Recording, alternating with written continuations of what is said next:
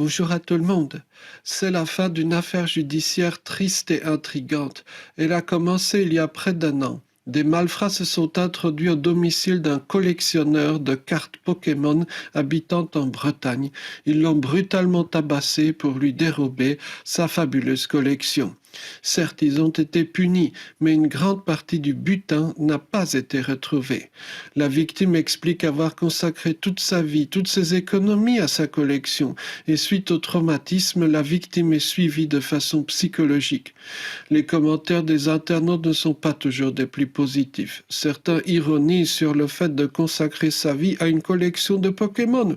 Sans surprise, je ne peux m'empêcher d'avoir une grosse pensée pour tous les copains autistes collectionneurs qui consacrent leur vie à un certain type de collection. L'activité peut surprendre, mais en quoi dépenser tout son argent et son temps dans une collection de Pokémon est plus bizarre que de tout dépenser en restaurant chic et de ce que l'on nomme bien à tort les plaisirs de la vie. Au-delà de l'empathie pour un camarade collectionneur, j'ai d'autres motifs de tristesse. D'une part, on retrouve hélas dans cette histoire un mécanisme vieux comme le monde, du fait d'une aberration présente dans le cerveau humain, violenter, voire tuer une personne jugée bizarre et considérée comme tout à fait admissible, sinon même louable. D'ailleurs, il semblerait que les agresseurs dans l'histoire des cartes Pokémon n'aient pas réellement planifié leur affaire. Sur un coup de tête, l'alcool aidant, ils se sont laissés porter par leurs instincts. Des monstres? Oui, certes, mais combien d'autres ne sont guère meilleurs? Un sentiment mêlé de tristesse et de nostalgie me traverse l'esprit pour une autre raison. Il y a bien des années, j'ai pu visiter l'un des lieux les plus étranges ici-bas, la fabuleuse collection du défunt ayatollah Mar-Ashi Najafi dans la ville de Qom, en Iran.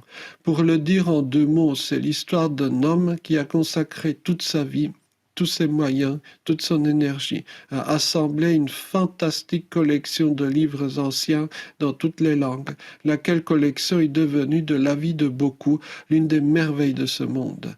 Souvent, il jeûnait pendant de longues périodes, le tout pour avoir de quoi s'acheter tel ou tel manuscrit rare. Il m'a été donné de rencontrer son fils, qui m'a offert l'un des livres de la collection de son père contre la promesse de le traduire en français, une promesse que, honte à moi, je n'ai pas tenue.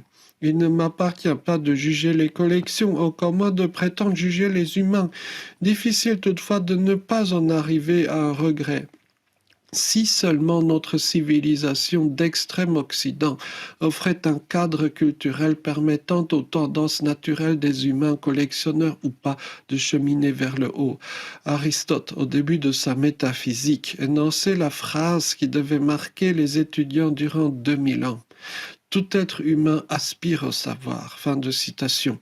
Ce que le vieux sage avait hélas oublié d'ajouter, c'est que toutes les sociétés n'offrent pas les mêmes facilités à cette aspiration. Vers quels horizons pourront se déployer les aspirations des futures générations des membres de notre petit club?